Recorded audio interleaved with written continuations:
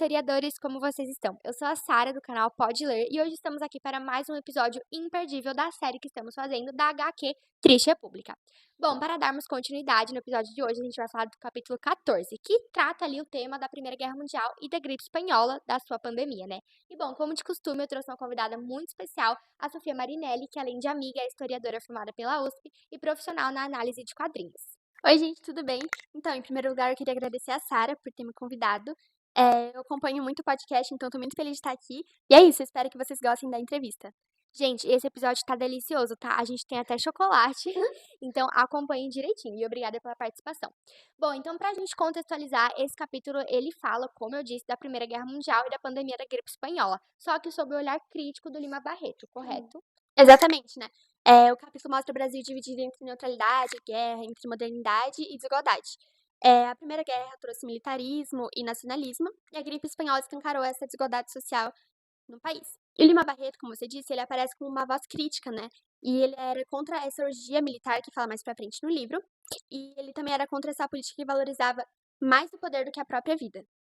Nossa, gente, super interessante. E bom, se a gente vê ali nas primeiras páginas do capítulo, a gente tem o Lima Barreto, que ele tá lendo ali um jornal. E o jornal naquela época tinha dupla função, né? De noticiar a população, né? Vai me corrigindo aí. E Tá também de certo. influenciar a população, a opinião pública. E ele começa a ler ali os primeiros acontecimentos que estava enfrentando ali na Primeira Guerra Mundial, onde as tropas alemãs estavam ameaçando a Alsácia-Lorena, e a gente tinha ali também a Rússia invadindo a Hungria e tudo mais. E ele também cita isso de um político Venceslau Braz e a tal da política do café com leite. O que seria isso? Venceslau Braz, ele foi um governador. Ele governou entre os anos de 1914 até 1918, nessa tal política do café com leite, que era quando São Paulo e Minas Gerais se revezavam no poder. O problema é que o Brasil já estava sofrendo uma queda no preço do café e com dívidas externas, né? Então, o governo se preocupou mais em manter a estabilidade econômica e política do que em criar medidas sociais ou de saúde. Isso ficou muito claro quando chegou a gripe da pandemia espanhola. Exato. Bom, gente, eu achei muito interessante que ali a página 127, ela traz um contexto do surgimento de uma ideia de que o exército militar não seria apenas uma questão de defesa, e sim uma função educativa. E você tem alguma observação sobre essa parte? Que a gente tem ali o Lima Barreto falando da tal da orgia militar também. Uhum. Nossa, o que eu mais achei interessante nessa página, eu acho, foi esse último quadrinho que aparece o Olavo Bilac, né? Ele era um poeta parnasiano e ele era a favor do serviço militar obrigatório, né? Então, a ideia central dessa página é que a guerra e o militarismo, eles eram vistos como necessários para o progresso nacional. E também mostra uma visão patriótica e nacionalista. Exato. Gente, eu acho muito bacana que o Lima Barreto nessa página, ele também diz, ó, acompanha aí. A orgia militar alemã tirou o sono do mundo, é o seu constante pesadelo. Eu acho engraçado, né, vai também me corrigindo, que ele fala isso justamente para criticar ali o excesso de militarismo que estava tendo ali na Alemanha, que era a maior potência bélica, né, no século XX e tudo mais. E ele também diz que quando ele fala tirou o sono do mundo, ele também faz ali uma crítica da corrida armamentista, enfim, tá fazendo uma crítica ali especificamente à Alemanha, certo? Exatamente. Falou muito bem, Sara. E quando ele diz nessa mesma fala, obrigou todos os países, lá, né? Ele está dizendo que ele está criticando, né, o fato de que por causa dessa força da Alemanha, outros países começaram a imitar o seu modelo militar, reforçando exércitos e adotando políticas parecidas, né? Isso levou a uma institucionalização do serviço militar obrigatório em várias nações. E ele também, o Lima Barreto, ele via o serviço militar obrigatório como uma forma de opressão ao indivíduo. Nossa, gente, essa HQ realmente é perfeita, né? Já começa ali Exato. pelas cores, maravilhoso. Bom, e aí, galera, também se a gente virar ali a página, a gente também tem o livro falando ali da Liga da Defesa Nacional, que ele dá uma pincelada, ele também fala da tal da Guerra Total. E essa Guerra Total, eu me lembro ali que ela é promovida pela Europa, que mobilizou toda a sociedade com o amplo uso da tecnologia. E isso fez com que o Brasil se tornasse um país neutro. Mas daí, por que que ele era neutro? Parece que ele tinha um bom contato com a Alemanha, depois ele voltou a ser um país neutro, e foi exatamente por isso que ele decidiu entrar na Primeira Guerra Mundial. Exato, né? O Brasil primeiro ele queria manter essa neutralidade, só que depois dos ataques dos submarinos da Alemanha, né, a navios brasileiros, essa neutralidade acabou. E aí, em 26 de outubro de 1907, depois de vários ataques da Alemanha, né, para o Brasil declarou guerra à Alemanha. E o Brasil mandou uma missão médica e uma esquadra naval lá para a África, né, para ajudar os aliados. Então, só que em Dakar, né, muitos marinheiros brasileiros, eles foram atingidos pela gripe espanhola, e infelizmente muitos deles morreram.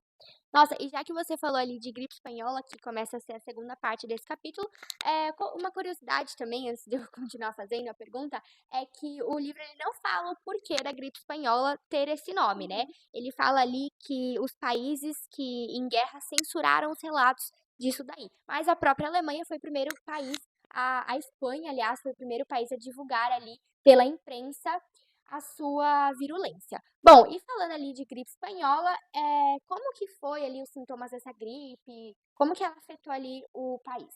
Então, né, essa gripe, ela veio com tudo, né? Todas as pessoas, assim, elas tinham os primeiros sintomas já muito fortes, que eram febre, dor de cabeça, dor de garganta e tal. E muitas vezes a gripe espanhola, ela se, tipo, evoluía para casos de pneumonia e coisas assim. Então, a doença se espalhou muito rápido e foi bem devastador no país. Galera, deve ter sido devastador mesmo, né? Ainda mais porque o governo reagiu muito mal, certo, Uhum. Sofia?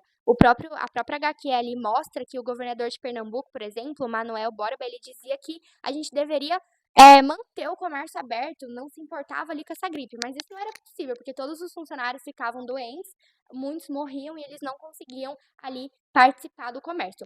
E outra coisa é que também aparece nesse quadrinho uma tal de política do avestruz, que eu acho que é muito importante para todo esse cenário, né? O que seria essa política? Então, essa política do avestruz seria meio que ela consiste em fingir que não se vê esse problema, né, essa gravidade da gripe espanhola, né? Nos jornais, por exemplo, os números das mortes por causa da gripe, eles eram muito minimizados, e, enfim, ninguém tava, sabe, tava todo mundo tentando minimizar ali a situação. Exato. E a página 132, inclusive, gente, ela mostra ali que a gripe espanhola ela não atingia todos de forma igualitária. Inclusive, a gente tem uma charge bem expressiva que mostra a maioria da população negra ali na assistência médica do posto de socorro. Então, assim, né, a gente vê que realmente, por conta de toda a desigualdade social, certo? A gente não teve ali uma população atingida de forma igualitária. E além disso, na página seguinte, finalmente temos o fim ali da Primeira Guerra Mundial, em que ele cita ali também o tal do Tratado de Versalhes. O que você pode nos dizer sobre essa página, esse tratado e esse fim da Primeira Guerra?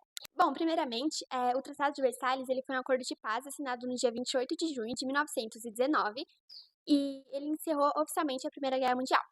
Esse tratado ele ficou conhecido como Paz dos Vencedores, só que ele impôs duras penalidades à Alemanha, incluindo reparações financeiras, restrições militares e perdas territoriais, com o objetivo de garantir a paz e prevenir futuros conflitos. Só que o Lima Barreto ele foi muito crítico a essa conferência, né? Ele disse que ela não tinha nada de boa fé e nem de humano, porque ela não buscava uma paz justa, mas sim punir a Alemanha, né? E para ele isso não ia resolver nada, só criaria mais ressentimentos. E realmente, né, como a gente viu, esse ressentimento ele ajudou a alimentar o nazismo e tal, né? Gente, foi realmente conflituoso ali. Bom, galera, e ali pra terminar, na última página, que na minha opinião não poderia terminar melhor esse capítulo. Pra mim é muito marcante e expressiva essa página porque mostra ali um corvo conversando com o Lima Barreto. E imagens bem fortes ali do corvo, dos corvos comendo animais e tudo mais. E o corvo inclusive fala que antigamente a guerra pra eles participava do ciclo natural ali, né? Eles resultavam em cadáveres que seriam alimentados pelos corvos, né? Então, assim, a gente tem ali uma crítica que o corvo faz da guerra de antigamente, que originava alimento para ele, e da guerra de hoje, que inclusive ele fala ali.